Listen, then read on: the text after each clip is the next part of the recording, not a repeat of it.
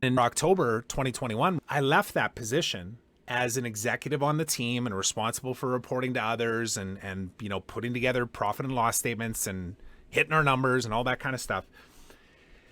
And I knew I wanted to shed that old version of me. And I often described it as, I know that when people ask me, like, what do you do? And I would say, I'm a creator. I create things from nothing. I love it when I hear people say, I've got this idea. Like, it perks me up. Like, ooh, cool. I know how to make ideas come to fruition. And I though told myself a story like, no, you don't. What do you mean? You didn't go to school for that. But look at the track record on this. In 2003 in university, I came up with an idea with a group of classmates to do an online food ordering system. We called it Quick Bites, which later then became UberEats and Skip the Dishes and DoorDash and all these things. So now this was way before its time because cell phone technology didn't exist, but I created that with other people. When I was meeting with Jeremy in 2008, 2009 about the whole Pila idea, I remember him saying that and me going, that sounds awesome. Let's go and create that. What's the story? Let's build a story video. Let's create a website. Let's get your online e-commerce store up. Everybody else thought he was insane. But that is who I am. I am somebody that constantly reinvents myself. And that's why I'm here confidently able to say to you, you can do it too. And if you say, no, that's not who I am, then that is the truth. You're right, because you've made up a story that says that you cannot redefine who you are. And now redefining who you are sometimes can be scary when you don't know what direction you're going in, which is why it's important to journal about this, to really go deep and think, what do I want from life? Who am I here to be? What kind of legacy am I here to leave? And it changes over time. Like, you get clarity on these things as different things happen. When my wife and I lost our two kids, we lost two kids at preterm birth. And then we had our oldest son born 6 weeks early, which was scary, but he was in the NICU for 6 weeks. And then our second son was born 16 weeks early and he barely survived. He was like just over a pound. He's a miracle baby. That could have taken me down. That could have caused me to say, you're not cut out for any of this stuff. You're not supposed to be this person that is constantly reinventing himself. You need to go create stability. Your family needs you to create stability now. How could you be so selfish to follow your heart? But I'm here to tell you that when you actually follow your heart, regardless of anybody around you, your wife, your husband, your partner, your kids, your family, anybody, you follow your heart, truly, that those that are supposed to be on the journey will come with you and they will support you. And again, that's another scary thing for people because I personally was scared shitless of that in my first relationship, my first marriage. I long thought when I was going through the first business that I owned, that business, I was so intently committed and driven to that business that it consumed everything in me, which obviously made my relationship suffer, which obviously made my wife not want to be with me anymore because I was checked out. And that was the responsibility I had to take in that relationship. I wanted to play victim. How could she leave? How could she possibly say that this isn't working? Look at all I'm doing to make our family work. But the truth is she was right. I was disconnected. I was focused solely on one thing, which was I'm going to prove everybody wrong. I'm going to be a successful entrepreneur. I don't even know what that means, but I'm going to figure it out. That is my identity. And that's why I created the 12 Dimensions of Life most recently too. And that's been a part of my journey in the last 9 months to just wrap my head around my intellectual brain. Because again, just being is all we need to be. But at the same time, we want to kind of put things in buckets, right? Like our personal health. Like I mentioned, I had a minor surgery today. It's actually on my stomach. I had like a sports hernia at one point and I had to get some stuff done to it. But But anyways, like our physical health, right? So that's a part of who we are. Our nutrition, what we eat, what we put into our bodies, our relationships, our families, our businesses, our influence, our impact, our mindfulness, our intellect, all of these things make up who we are as 3D human beings. And ultimately, we're all striving for the same thing, which is happiness. And I hate even using the word, but like healthy balance. Like you can't go all in on your business and say, I'm an analytical driver and that's who I am. So I know that I need to go find these types of people because that's who I can best sell my stuff to and that's who I best work with, and ignore your wife or your husband or your kids or whatever, because that's going to break down and you're going to lose that thing. And that identity that you held on to so much is going to be the thing that will actually tear down everything else that you thought that you cared about.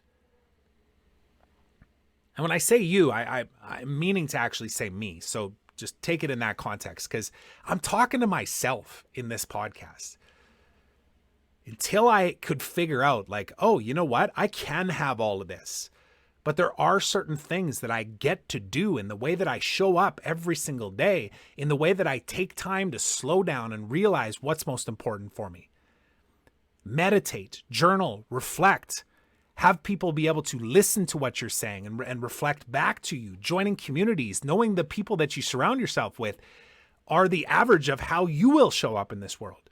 Have you audited who you're around lately? Not just your family, but your extended circle, your network on LinkedIn. Like all of the people that showed up on the masterclass that we did today, that was one of the first things that I did when we started was I just want to say I'm grateful that you're here. And I want to acknowledge you for being here, because you could easily be going and being busy or pretending like you're busy and being distracted and scrolling a news feed or waiting for the phone to ring or right? Just keep going. Or you can come to that conversation that we had today and realize that less strategy, more soul actually is the direction you should be moving in. And I get it. It contradicts intellectually everything that we've been taught, that I've been taught. Even in the masterminds, the high level, high ticket masterminds, the 6-figure masterminds.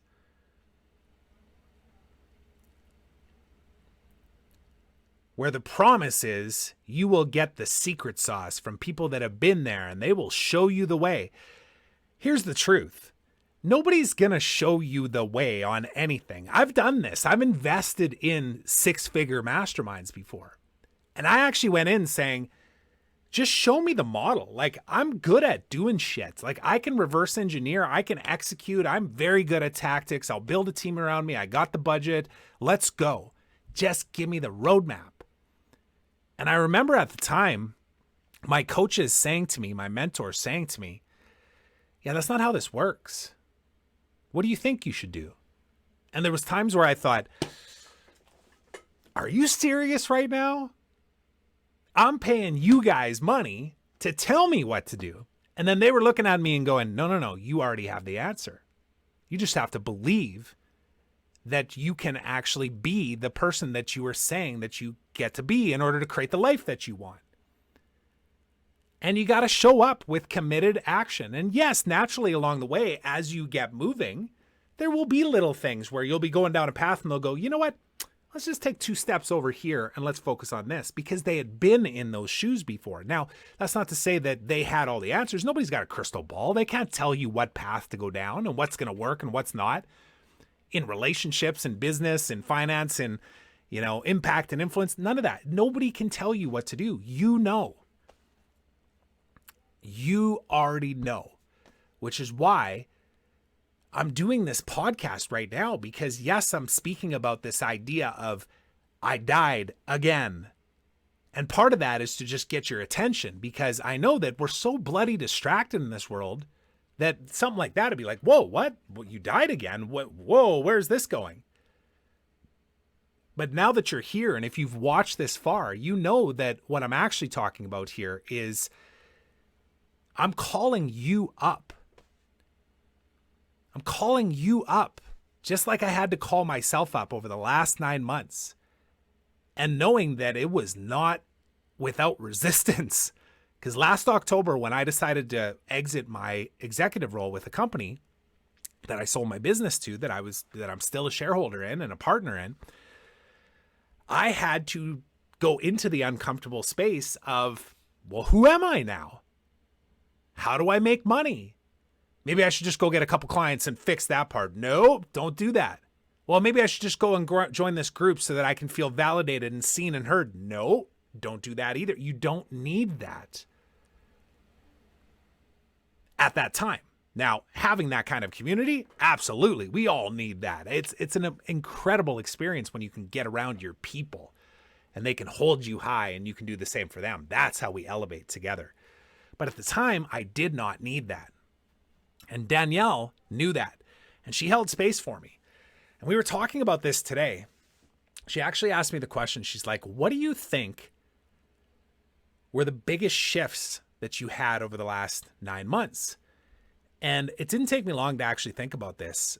But I said, Danielle, it was those times where you showed up unapologetically with me and called me up.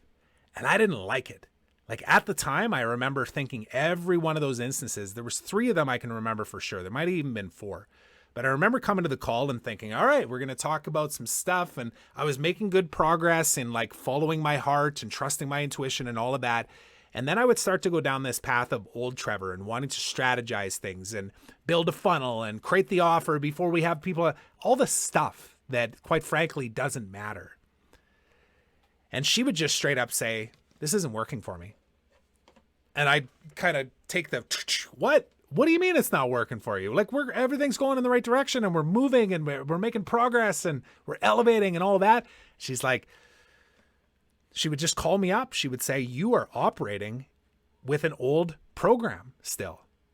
And I'd have to sit with it. And I remember every single time she did it too. The very first time she did it, I was like, this is bullshit. Like, I'm done. I'm done. Who is this person to tell me what to do and how to operate? And the fact that I'm not doing the work and all of that kind of stuff. Like, I was resistant at first. And then as time went on, when I started to experience like, no. When you actually surrender and listen to what she's saying, she's not calling you out. She's calling you up. Because Danielle heard me express out loud who I'm committed to being, which is a grateful, curious, brave man, which is a vulnerable, honest, romantic man, which is a amplifier of impact of the change makers of the world, the conscious creators that are here to make a difference, to make this world a more beautiful place for me to live in and to leave for my kids. That is me. And whenever I'd say that out loud and then I would operate in a way that did not serve that highest version of myself, Danielle would call me up and I would meet it with resistance. And every single time it got a little shorter as to when I would go, you're right, Danielle. I need to shift the way that I'm showing up. And the most recent one I'll tell you is this.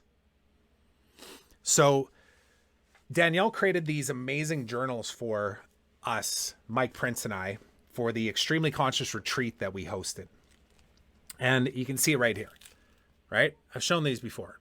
So it has the 12 dimensions of life in it as I defined them. So she didn't change anything. She said, no, this is your vision, Trevor. This is it. This is the deep journal book. But she created prompt questions to be able to actually go deep on each one of these things and analyze and measure, like, where are you right now? Where do you need to improve? Be honest with yourself.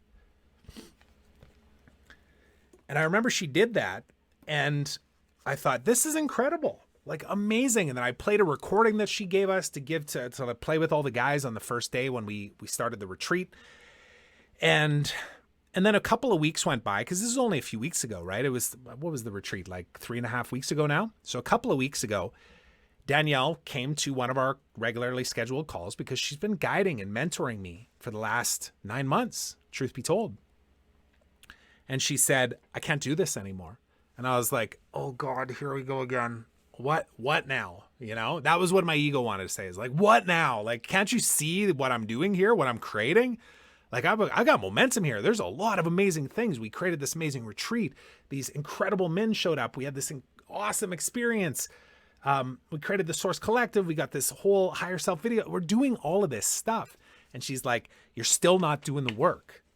And I was like, what are you talking about? She goes, are you creating space and time to actually meditate and sit in the silence and trust your intuition? And I was like, yeah, I've been pretty consistent with that. And she's like, are you journaling? Are you reflecting on the questions that I'm providing you, the prompts that I'm giving you? And are you writing it down, pen to paper, so that it lands, so that you can sit with it, so that you can trust and guide yourself? Because your higher self is trying to communicate with you. But every time you don't do it because you say, I'm just too busy today, or, oh, you know what, I'm going to sleep in a couple extra hours, I'm robbing myself of that actual higher vision that I've declared out loud to her, which again is scary, because the first time you say something out loud, like, this is who I'm meant to be, and somebody that hears it is actually brave enough to call you up every time you don't operate in that way, there's a hesitancy. I hesitated, like even saying out loud who I knew I was truly here to be, because then I knew that I couldn't be anything less than that, because Danielle she wouldn't let me, quite frankly. And the people that I've chosen to surround myself with would also hold me high, because when you say it out loud and you declare, this is who I am, and I'm also open to the universe, allowing whatever I am supposed to be to come to me as well. I'm not attached to an identity. I'm not attached to a desired outcome. I'm not attached to any of this stuff. I just know that I'm here to create an impact, that I'm here to be remembered, that I'm here to have my kids go, what an amazing dad. I'm so grateful to have a dad like that. To have the people that worked with me, or the people that I supported along the way, the connections that I made, go, man, that guy, like, he just always looked out for other people and wanted to make sure that everybody was taken care of and moving forward, and that connections were made. I've received stories like this. A friend of mine just called me up the other day, and he's like, hey, I just wanted to be the one to tell you directly on a call that I made an introduction to him and another friend of mine from university who is in a band, who's, they've had a very successful band for the last 10 years, and they've been looking for a guitar player. And I connected these two people like 10 years ago, and there was no opportunity to, collaborate musically. But 10 years later, they're now touring across Canada, and they don't have a lead guitarist. So this friend of mine went in and auditioned for it, and of course he got it. They were connected, and they were friends 10 years ago. And they were connected because of music, but they were also just connected because of the humans that they are. Because I know both of these people. They are incredible human beings. And now they're creating beautiful music together, and they're inspiring people, and they're motivating people, and they're getting people on their feet. And they're getting people to high five and hug and scream and drink drinks and light lighters, if people do that anymore. Well, shine their cell phones, whatever it is now. But that is who I am. I connect change makers. I connect people that make the world a happier place. That's who I am. And every time I operate out of integrity or out of alignment from that, I get called up by Danielle and the people that I've chosen to surround myself with.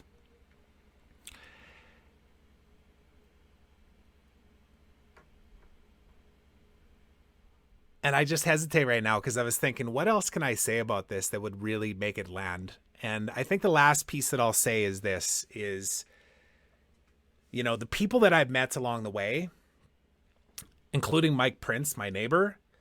I wrote about this the other day too. It would have been very easy for Mike and I to just be friendly. Not friends, but friendly. I heard Garrett Gunderson talk about this at one point, that we get to, when you actually get committed to your vision, and you know that this is the path that I'm going down, and you don't get distracted by all these shiny objects, you choose your friends, and you choose those that you're going to be friendly with. And Mike became a friend. Mike became somebody that we leaned in. We had the difficult, uncomfortable conversations. We did hard shit together. We're still doing it together. And we call each other up, and we call in other men that want to be a part of that as well, that also want to elevate like us. That wouldn't have happened if I didn't have the bravery to step into this and to say out loud that this is who I am here to be. And then to have somebody, a guide, a spiritual guide like Danielle, to hold me high and to give me some directions like, okay, look, You only know the answer, just like me. I only know my own truth. But when you find guides that can say, well, let's go down this path. Why don't we explore this? Let me ask you these questions and you reflect them back to me. Here's some accountability. Oh, you didn't show up this week. Hey, guess what? You do that again, you're out of this program. Because that's what we need. We need people to actually stand tall with us. Not just give us another reason to invest in some personal development, self-help, read a book, download an audio thing, and then go, why is my life not better? We get to surround ourselves with people like this, and we get to recognize when they show up. And the underlying root reason why I wanted to record this podcast was that I wanted to call in the people that are ready to step up and be that for themselves as well. And I'm saying to you that if you choose to do that, if you are brave enough to step in for yourself, that I will be a part of your tribe. The people that I've chosen to surround myself with are a part of your tribe. And it's going to be messy. Don't get me wrong. It's not going to be without resistance. You will absolutely resist this work. But it's the most fulfilling, blissful state action that you could possibly take in your life. Thanks so much for watching. If you enjoyed that clip and you want to watch the full unedited episode, go ahead and click over here. And while you're at it, don't forget to subscribe. It really does mean a lot to me. Thanks so much.